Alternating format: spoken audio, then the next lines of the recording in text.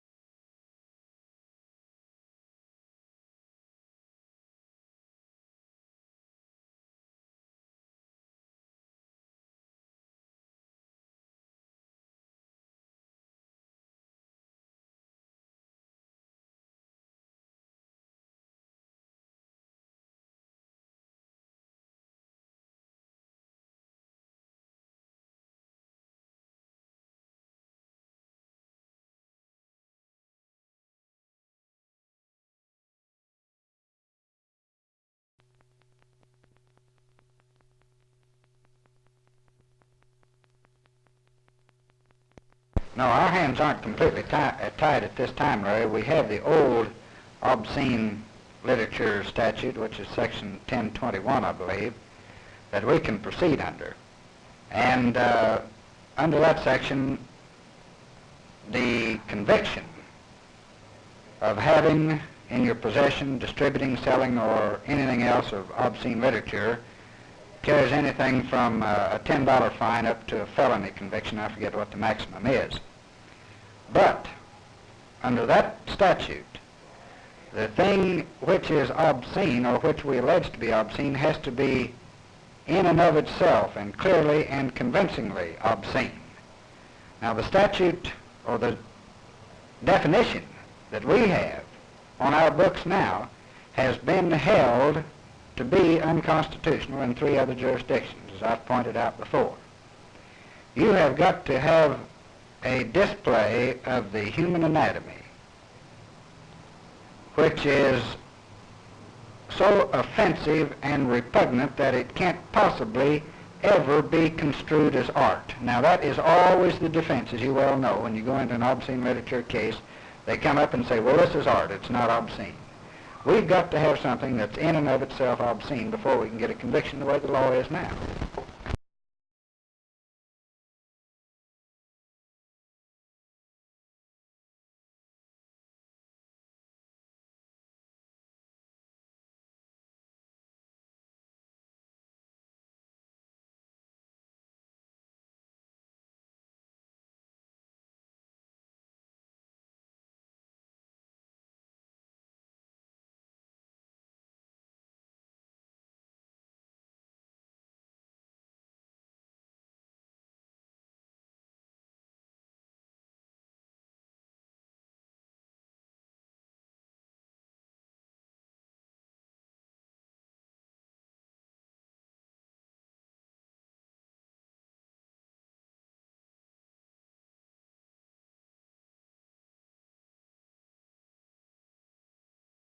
Police Chief Joe McGuire and Sheriff Glenn Brown and myself met this morning in the County Attorney's office with reference to the bombing last night over in North Tulsa.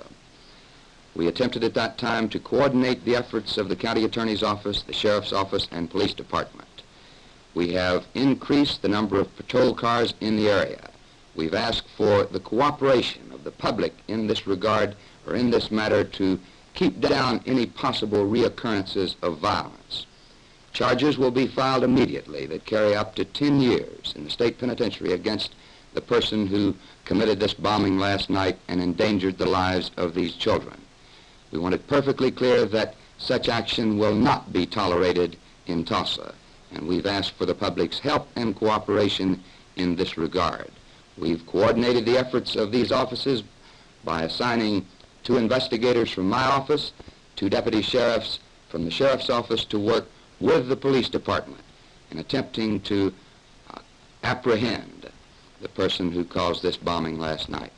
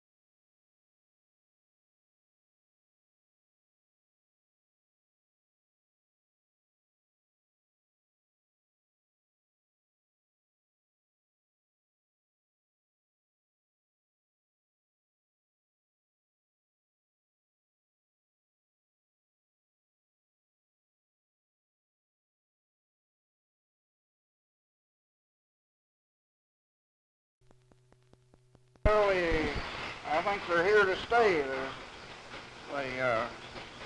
far as I can see, there's no competition for local news in a small town. A big daily or television or radio, they can't compete with a little daily on the local news. So you think that that their survival is akin to the small town? Well, yes, of course, a town is dependent upon the small paper as a small paper is dependent upon the town, and one without the other, why, they wouldn't last very long. Do you think that a small newspaper will express the interests and the views of its readers better than, say, a larger paper? Well, I think so, because it's closer to the people of the community, and if it doesn't fight for the community and represent the community, why, they wouldn't support the newspaper. It wouldn't be there very long.